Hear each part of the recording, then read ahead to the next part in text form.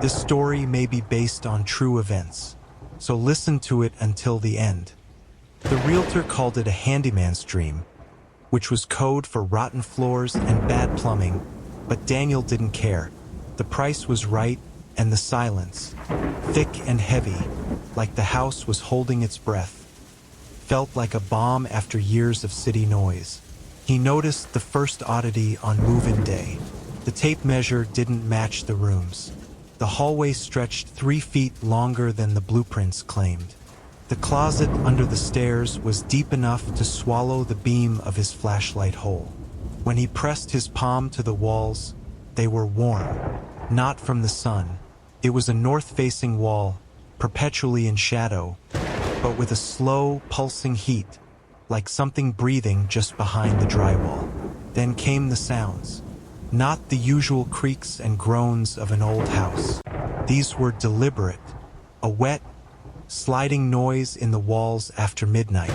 A whisper from the basement that wasn't words, exactly, but the shape of words, pressed against his eardrums like a tongue testing rotten teeth. Once, at 3 a.m., he woke to the sound of something heavy being dragged up the stairs, slow, labored, like a body in a sack. But when he flung open the bedroom door, the hallway was empty. Just the faint smell of wet earth and copper. The nightmares started soon after, always the same one. He's standing in the backyard, staring at the house, except it's wrong. The windows are too narrow, the roof too steep, the front door warped into something that looks like a mouth frozen mid-scream. And the house is growing. Tendrils of blackened would snake from the foundation, digging into the soil like roots. The walls stretch upward with a sound like bones breaking. And from inside, something watches him from every darkened window. Not with eyes, but with the absence of them. He woke from these dreams with his sheets soaked in sweat, his muscles aching as if he'd been running for hours. One morning, he found his fingernails caked with dirt, his knees scraped raw. That was when he checked the security camera he'd installed by the back door. The footage showed him sleepwalking at 2:17 a.m. But not just sleepwalking. He was digging, a hole 2 feet deep already, his hands bloody, his movements frantic. And as the camera's night vision flickered, something pale and segmented, something many-jointed, rose briefly from the hole before sliding back into the dark. Daniel deleted the footage.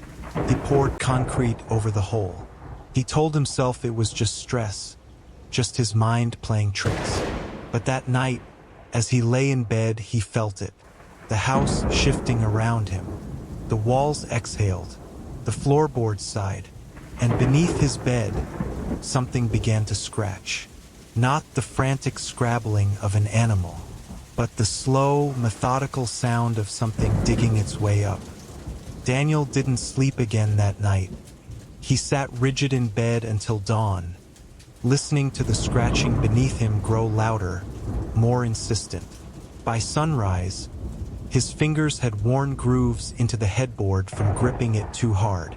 The basement door, which he always kept locked, stood slightly ajar when he went downstairs. A cold, wet smell oozed from the darkness beyond. Something glistened on the doorknob. Not rust, something thicker, something that stretched in viscous strings when he touched it. He called in sick to work. The hardware store sold him 3 new locks, a gallon of industrial-strength cleaner, and a wary look from the cashier who noticed how his hands wouldn't stop shaking. The locks went on the basement door.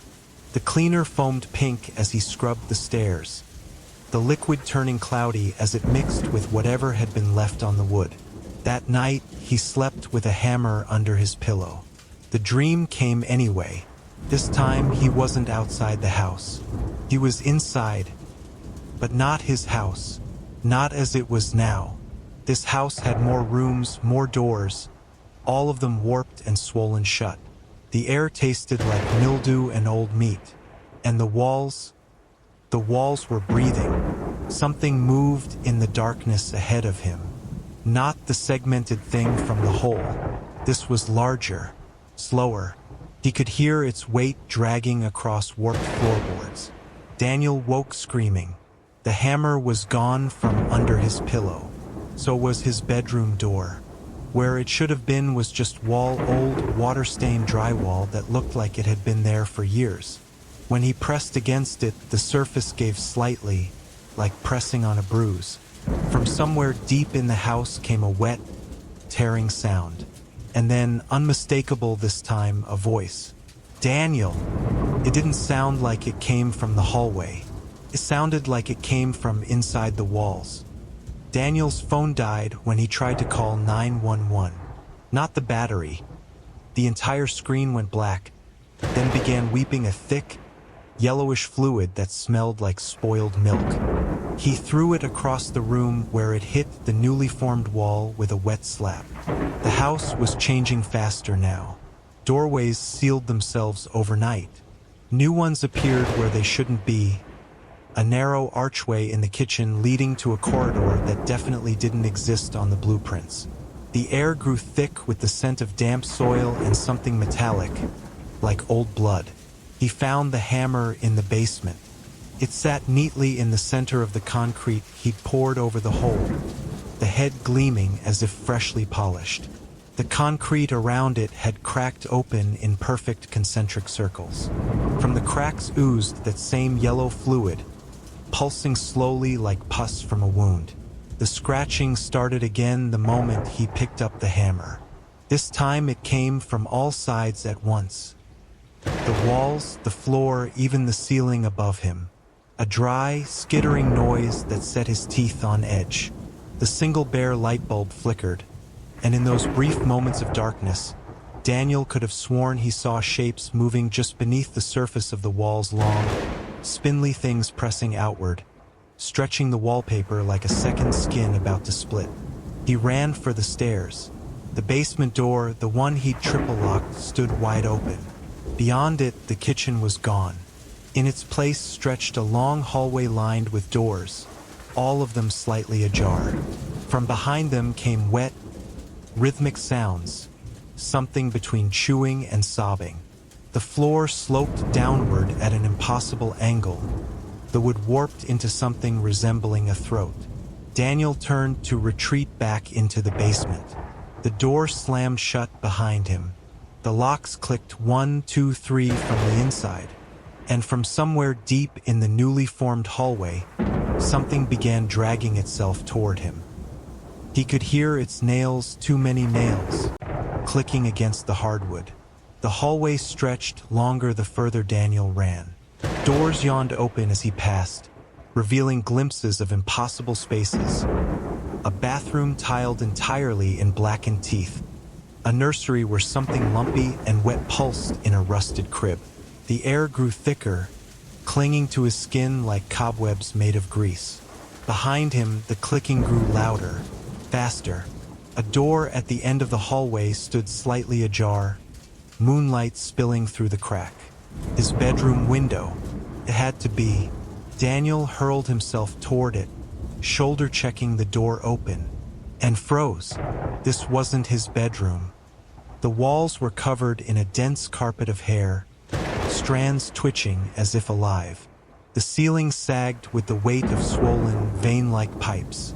And in the center of the room, sitting upright in his own bed, was himself or something wearing his face.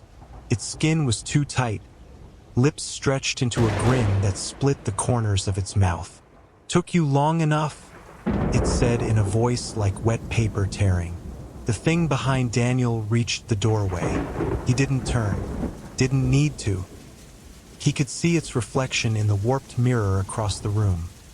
A spindled mass of jointed limbs, its body studded with doorknobs that turned slowly, hungrily, as it reached for him. The Daniel on the bed patted the mattress. "Don't worry, there's always room for one more." The walls began to bleed. Daniel stumbled backward as the blood seeped from the walls in thick, coagulated ropes. The doppelganger on the bed cocked its head at an impossible angle. its grin widening until the skin at the corners of its mouth split with a sound like tearing parchment. "Shoo!" it whispered, raising a finger to its lips, except the finger kept extending, the bone cracking and reforming as it stretched toward him. "You'll wake the others." The words sent a new kind of terror through Daniel. Others? As if in answer, the house groaned. A deep structural sound that vibrated through the floorboards and up into his bones. From behind the hair-covered walls came a chorus of wet, slithering movements. Something scratched lazily at the inside of the mirror. The pipes overhead pulsed like arteries. The creature in the doorway skittered closer, its many-jointed limbs clicking against the floor. Daniel's breath came in ragged gasps as he backed toward the window, only to realize with dawning horror that it wasn't a window at all, but a gaping hole in the wall, its edges lined with jagged teeth of broken glass. Beyond it stretched not the backyard, but an endless crawl space filled with glistening, egg-like sacs. One of them moved. Something inside pressed against the membrane, its elongated fingers leaving smeared prints on the translucent surface. The doppelganger rose from the bed, its limbs elongating, its spine twisting with a series of sickening pops. "Don't you want to meet your family?" it cooed, its voice now a grotesque parody of his mother's. Daniel turned to run, but the floorboards beneath him softened suddenly, his feet sinking into the wood like quicksand. The walls convulsed, the hair-like tendrils whipping around his wrists and ankles, pulling him toward the pulsating mass that had once been his bed. From the hole in the wall, the first egg sac burst open with a wet rip. The thing that emerged from the sac wasn't fully formed. A writhing mass of limbs and wet, glistening flesh, its mouth a lipless gash filled with needle teeth. It hit the floor with a sickening slap, then immediately began dragging itself toward Daniel, leaving a trail of viscous fluid in its wake. The doppelganger's fingers, now long bone-white spikes, pierced Daniel's shoulders, pinning him in place as the walls pulsed around them. The hair-like tendrils tightened around his limbs, pulling taut until he felt his joints threaten to pop. And then the house inhaled. The air rushed past Daniel in a sudden, violent gust, carrying with it the stench of rotting meat and damp earth. The egg sacs in the crawl space trembled. Then one by one, they burst open in a grotesque symphony of wet tears and high-pitched squeals. Things began to pour into the room. Some scuttled on too many legs, their bodies asymmetrical and unfinished. Others slithered, their flesh bubbling and reforming as they moved. All of them had his face, or something close to it, stretched and warped over their malformed skulls. The doppelganger leaned in close, its breath like spoiled milk. "They've been waiting for you," it whispered. "A new home needs a family, after all." Daniel screamed as the first of the creatures reached him, its cold, grasping fingers digging into his flesh. And then the walls moved, the hair-like tendrils constricted, pulling him backward into the pulsating mass. The last thing he saw before the house swallowed him whole was the doppelganger waving goodbye, its grin stretching ear to ear. Then, darkness. The darkness wasn't empty. Daniel could feel the house pressing in around him, wet, warm, and alive. The walls pulsed like a living throat, contracting rhythmically as they pulled him deeper. His screams were swallowed by the thick, organic mass, muffled into nothingness. Then, like a sickly, greenish glow seeped through the membranous walls as the house reshaped him. His bones elongated, twisting into joists and beams. His skin hardened into warped paneling. His screams became the groan of settling foundations. He saw everything now. The house's true form stretched beneath the neighborhood like cancerous roots. A sprawling, hungry thing that had been growing in the dark for decades. The families who had lived here before him weren't gone. They were part of it. their faces still pressed against the insides of walls, their fingers twitching in the floorboards. The realtor would be by next week with new buyers. A young couple this time. Daniel, what was left of him, could already feel the house preparing. New rooms shifted into place. The walls grew softer, more inviting. Somewhere in the basement, fresh egg sacs began to form. And deep in the crawl space, something that had once been Daniel opened its many eyes and waited. The moving truck arrived on a Saturday morning. Daniel watched from behind splintered floorboards as the young couple, Mark and Lisa, their names whispered through the house's new veins, carried boxes through the front door. He could taste their excitement in the air, metallic and sweet like blood on the tongue. The house drank it in eagerly, its foundation sighing beneath their footsteps. Lisa paused in the living room, running a hand along the wall. "Did you feel that?" she asked, frowning. Mark laughed. Just the house settling. But Daniel knew better. The walls had shivered under her touch. That night, as the couple slept, the house got to work. A new door appeared in the hallway, small, almost invisible unless you knew to look for it. The basement steps creaked under invisible weight. And in the master bedroom, the closet door slid open just a crack, revealing darkness far deeper than any closet should hold. Mark woke first.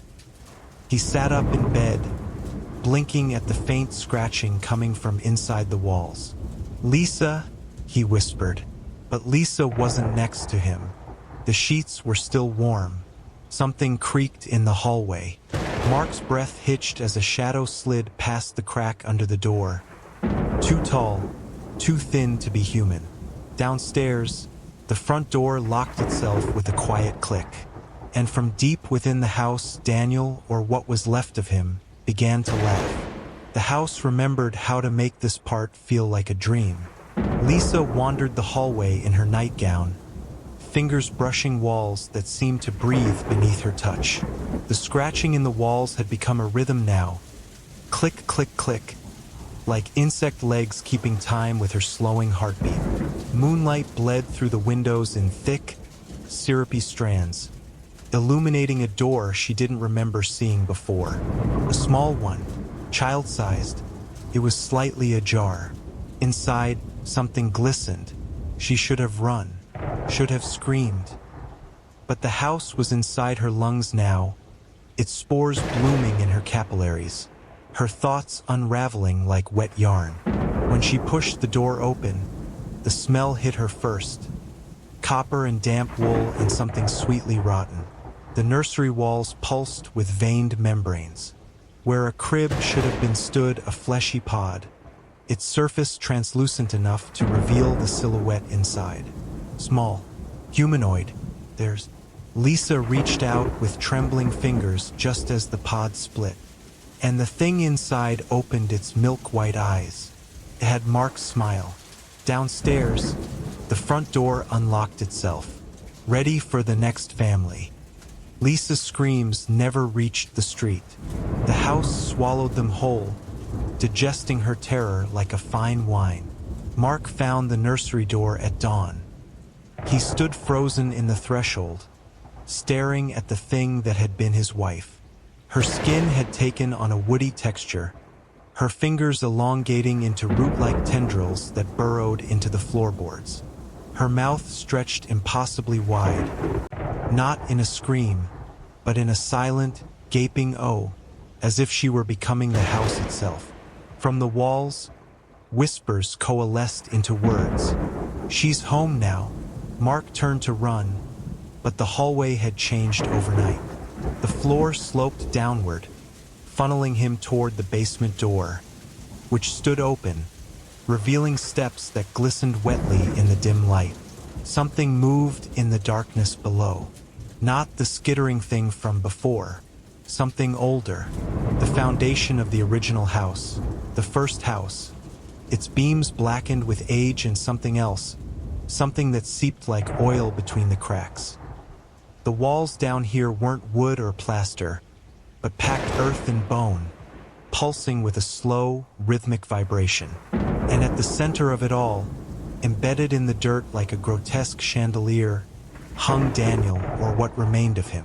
His body had become part of the structure, his ribs splayed open like support beams, his spine extending into the ceiling. His face turned toward Mark, lips parting to release a cloud of spores that shimmered in the stale air. "Welcome." The house sighed through Daniel's ruined mouth. "We've been waiting for you." The last thing Mark saw before the basement door slammed shut behind him was Lisa's face, now part of the wall, blinking slowly with lidless eyes. Outside, the for sale sign swayed in the breeze. The realtor would be by tomorrow. The realtor's sensible heels clicked up the newly repaired front steps. Ms. Alvarez adjusted her blazer, smoothing her professional smile before knocking. The house looked better than ever. Fresh paint, new shutters, even the sagging porch had somehow straightened itself overnight. "Charming," she murmured, jotting notes on her clipboard. The lock turned smoothly under her key. The foyer smelled like vanilla and baking bread. Sunlight streamed through spotless windows, glinting off a vase of fresh-cut hydrangeas on the entry table. Ms. Alvarez's pen paused. She hadn't staged the house yet. A floorboard creaked upstairs. "Hello!" Her voice echoed through the empty rooms. The air grew suddenly heavy, the vanilla scent thickening until she could taste it at the back of her throat. The kitchen was spotless. A pot of coffee sat warming on the stove, steam curling from its spout. 3 mugs waited beside it, one with lipstick stains. Ms. Alvarez's phone buzzed in her pocket. The screen showed 17 missed calls from her office. The timestamp read October 17th, but today was October 12th. The basement door stood ajar. A cool breeze carried up the scent of damp earth and something floral underneath, like funeral lilies. Her clipboard clattered to the floor as all the doors in the house swung open simultaneously. From the living room walls, faces began pushing through the fresh paint, their mouths moving in silent unison as the front door gently, firmly locked itself behind her. The sunlight filtering through the lace curtains was perfect, golden and buttery, catching just enough dust motes to look picturesque without appearing dirty. Ms. Alvarez's polished nails tapped rhythmically against the granite countertop, since when had the kitchen had granite? As she reviewed the listing details. 3 beds, 2.5 baths, recently renovated. Charming original details.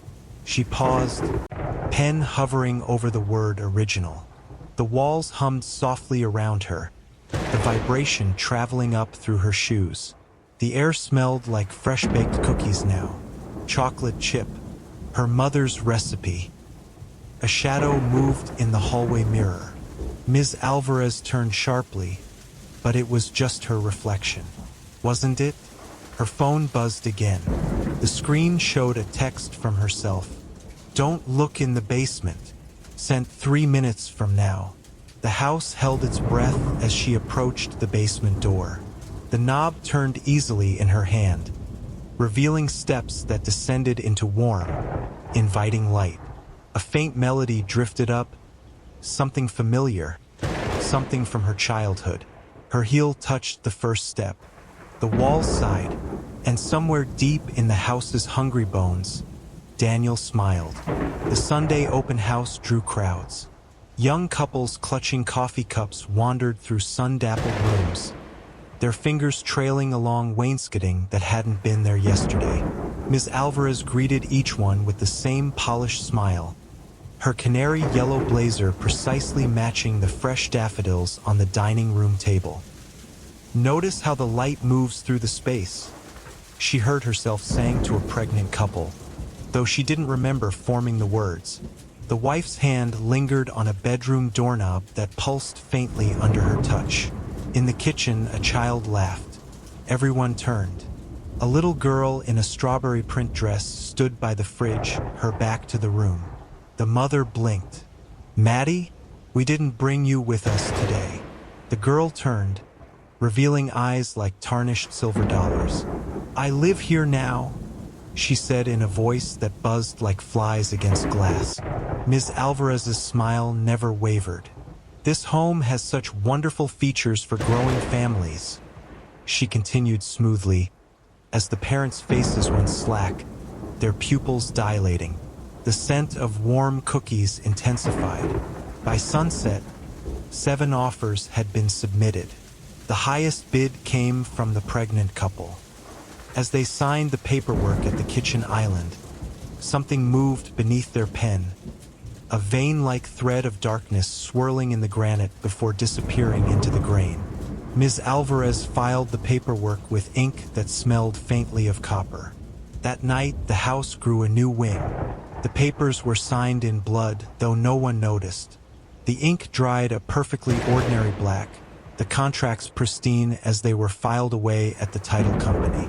The pregnant couple, now beaming homeowners, stood on the porch as Ms. Alvarez handed them the keys, her smile stretching just a bit too wide in the afternoon sun. "Welcome home," she said, her voice layered with something deeper, something hungry. The house exhaled as they crossed the threshold, the door clicking shut behind them. The walls sighed in contentment, the floorboards softening under their feet like warm flesh. The wife giggled as she ran her fingers along the hallway wall. "Can you feel that?" she whispered. "It's like the house is breathing." Her husband nodded, his eyes glassy. "It's perfect." Upstairs, the nursery door creaked open on its own. Inside, the walls pulsed gently, the air thick with the scent of baby powder and something darker, something metallic. The mobile above the crib twisted slowly in a non-existent breeze, its tiny animals carved not from wood, but from yellowed bone. The wife pressed a hand to her swollen belly and smiled. Downstairs, the basement door unlatched itself with a quiet snick, and from somewhere deep in the house's newly grown wing, something that had once been Ms. Alvarez began to hum a lullaby.